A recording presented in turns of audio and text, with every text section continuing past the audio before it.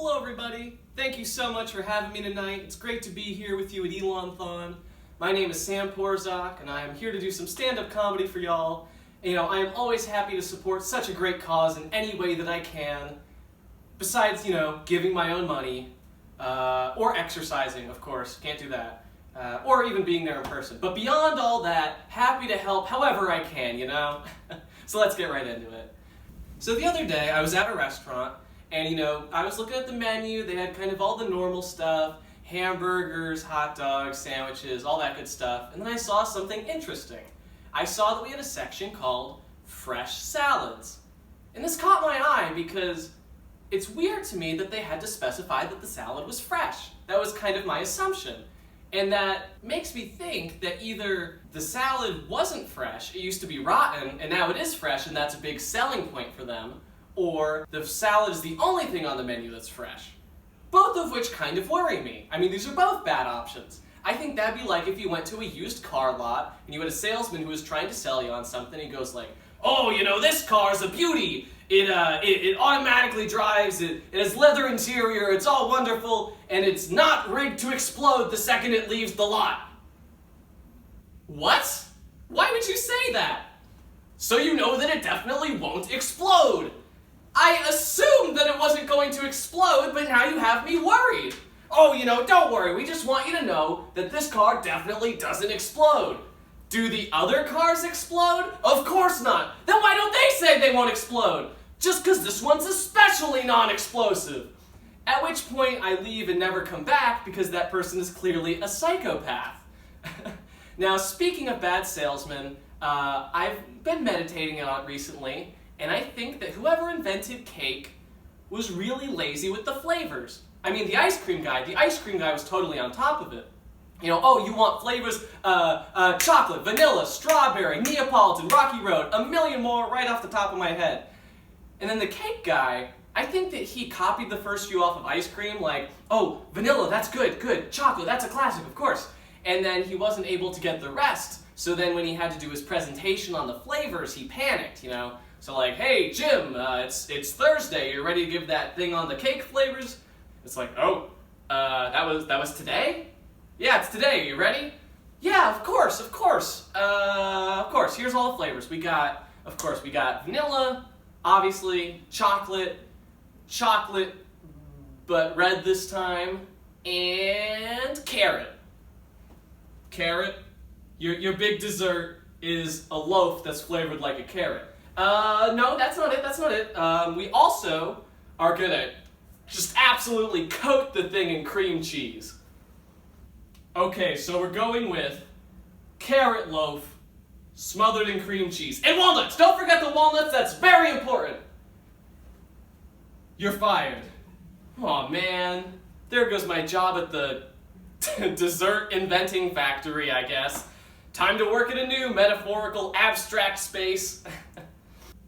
So for those who haven't seen my comedy before, in the past I've done a lot of jokes about the fact that I'm a shorter guy and it's a little bit more hard for me in different aspects of life, but I rag on it too much. There's definitely some benefits to it too.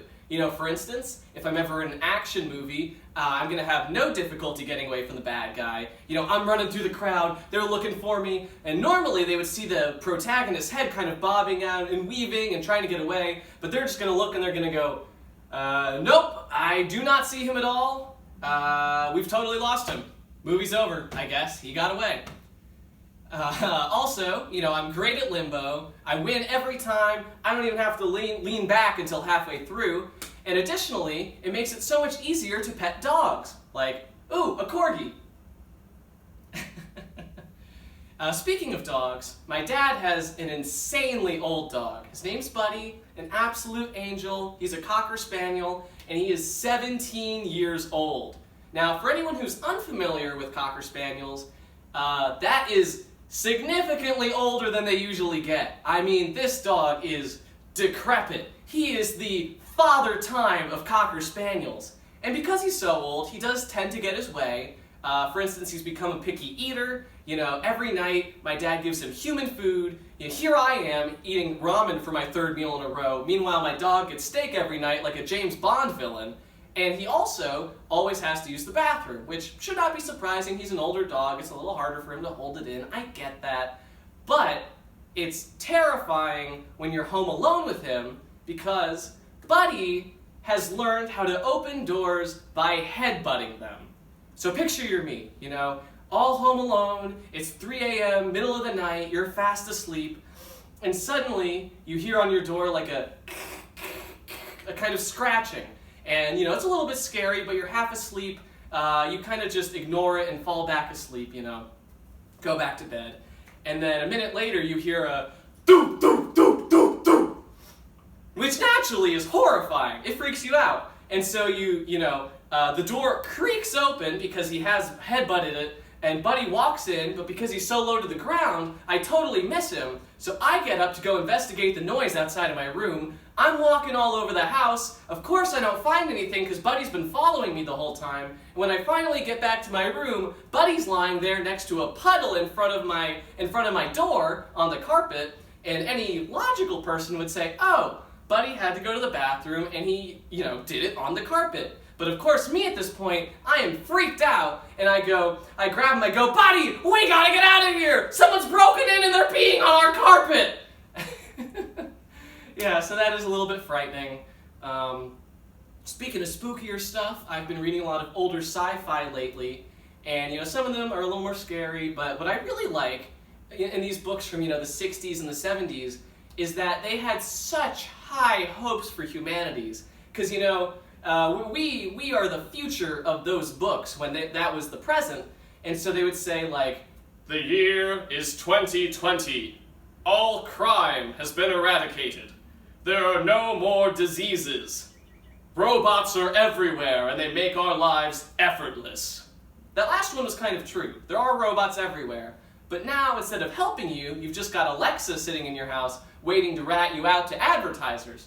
For instance, if I'm talking to someone next to my Alexa and I say, oh, the other day I was, using the bathroom, and they go, oh, bathroom, bathroom! This guy loves bathrooms! Sell him toilet paper! Give him ads for toilet seats! He collects them! He can't get enough of them! All hail the toilet king! Look upon him and flush! And now, as inconvenient as that is, I can't really complain because Amazon makes a lot of other aspects of my life easier. I mean, if you told me a few years ago that I could say to a woman, I know how to skateboard, to try to impress her, and then go on Amazon, order a skateboard, have it delivered to my house the same day, and learn how to get on it without breaking both of my ankles, I would be amazed. That's the reason why I've never learned how to skateboard, by the way. I am absolutely terrified that one day, I get the skateboard, I put it down, I'm all good to go, I get on it, and just both of my ankles! Why? I was just trying to impress a woman! I ordered a skateboard off Amazon and got it same day! And I also even ordered a book off Amazon on how to skateboard, and I got that same day too! And the worst part is, now Amazon keeps giving me ads for skateboards as though I collect them and it's not a one-off thing! And that's just about my time. Thank you all so much. You've been a wonderful audience.